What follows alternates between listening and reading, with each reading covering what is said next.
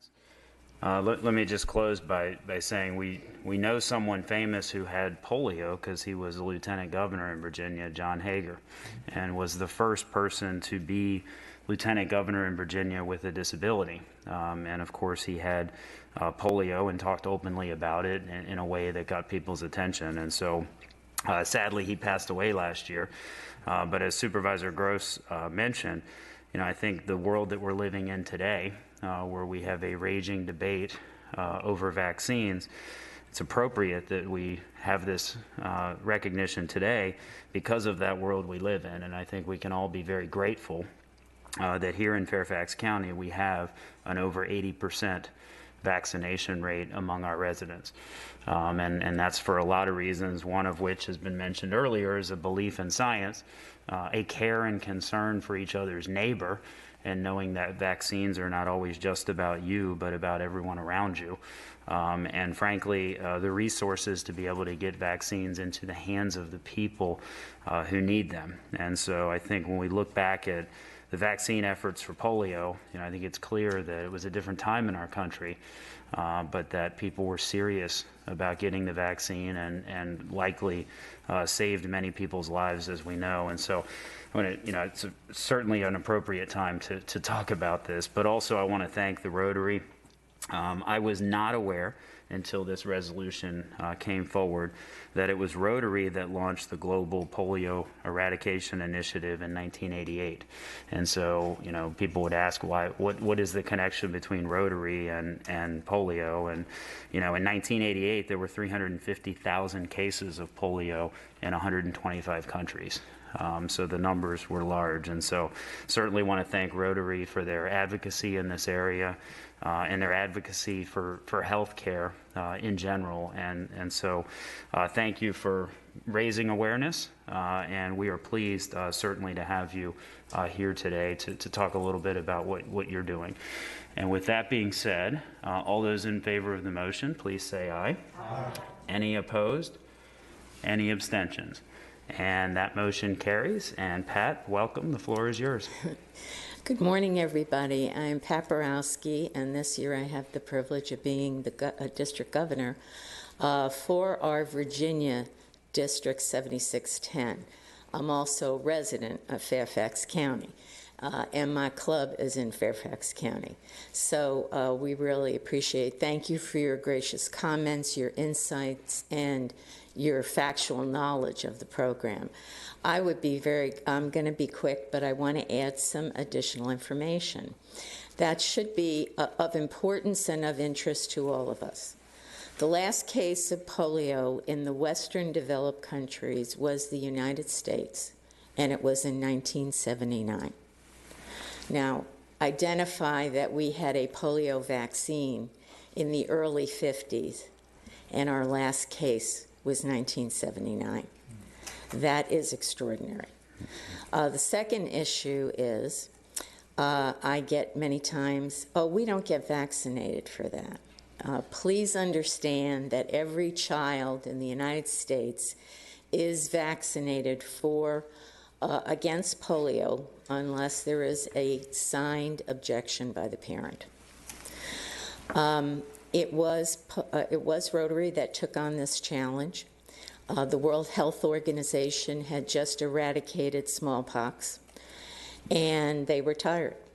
And they didn't think, where would they get the funding? Governments were tired, and Rotary said, don't worry, we'll get the money. And they said, but you need people. Don't worry, we have people.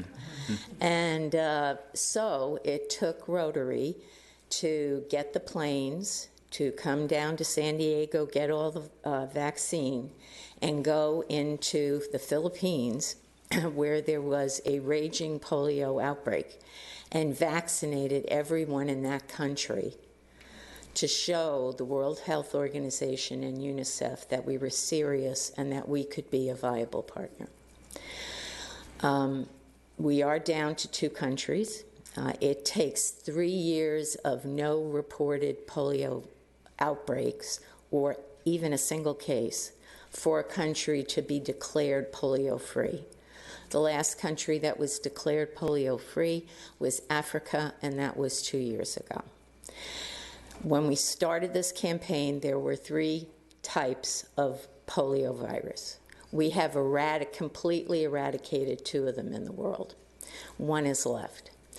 And so people say, in Pakistan and Afghanistan are the 2 countries. Pakistan has really come on board in the last 2 years, and we're making tremendous progress. And the Taliban has promised its continued support and protection for the program in Afghanistan. So we are very hopeful. I am asked often that since we are so far down and there's so little left, can we just stop the program? The World Health Organization predicts that if we stopped our program now, in 2 years, we would have 300,000 cases of polio, and it would exponentially increase each year. It is that dangerous, it is that contagious, because it is passed principally through bad water and infectious circumstances. The last thing I want to share with you is that as COVID started, because the COVID vaccine has to be kept cold and there are certain protocols that have to go along with that, which are almost identical to the health system that we helped develop across the world, because the polio vaccine has to be kept cold. You have to have special errands,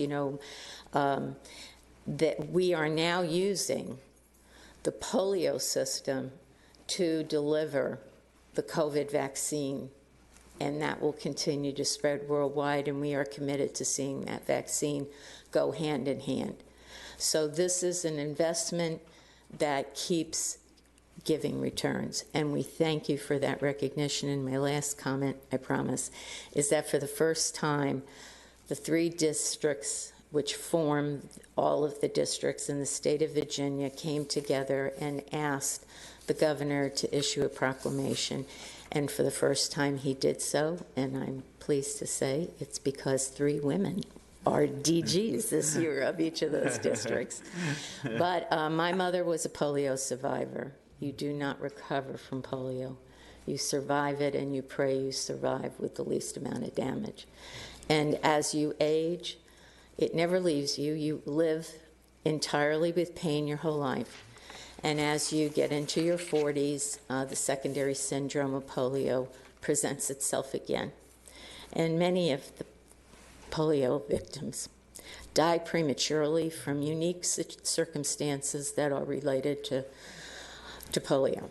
So thank you for this, and we will not let anyone down. Thank you very much, Pat, for all your work and all your advocacy. I think many of the things you just shared with us are things many people don't know. And so that's the point, is to spread the word about this, especially during this time. So appreciate all your work and all the work of your organization.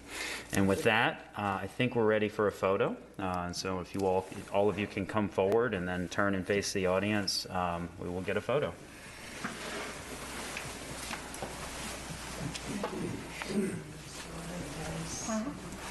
Thank you, Pat. Thank you so much. I really appreciate it. Thank you. Thank you all. Absolutely.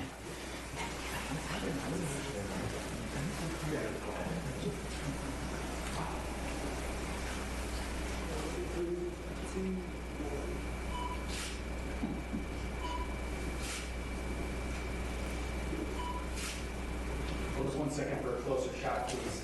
Sure. Everybody's